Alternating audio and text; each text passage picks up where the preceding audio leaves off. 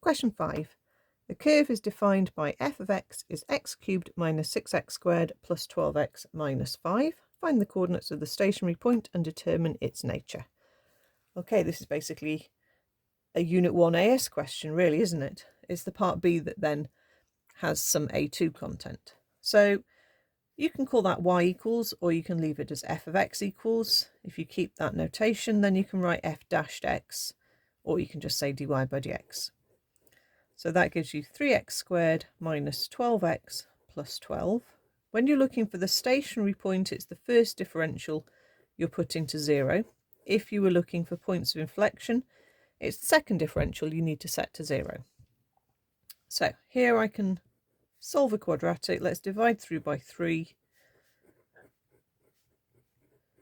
That gives me 2 brackets, but actually the brackets are the same. So that gives me a stationary point at x equals 2, and I can work out the coordinate by subbing in 2 into here. So 2 cubed minus 6 times 2 squared plus 12 times 2 minus 5. And that gives me a 3. Okay, the second differential is how we tell what type of point we've got. When we do the second differential, we get 6x take away 12. Sub in the x coordinate we're interested in, but that gives us 0. Now that doesn't automatically mean it's a point of inflection. It probably will be, but actually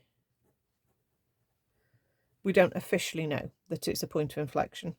So you could check the point on either side, or you can check the gradient on either side. I'll check the gradient. Okay, so let's say when x is 1 and when x is 3, and to do that, I'm going to sub it into the gradient expression. So 3 times 1 squared minus 12 times 1 plus 12 gives me 3, so that's positive.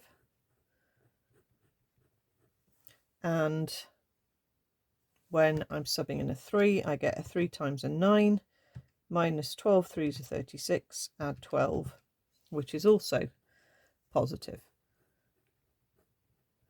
So my curve is going up, it's flattening out to be gradient 0, and then it's positive again. So therefore it is a point of inflection.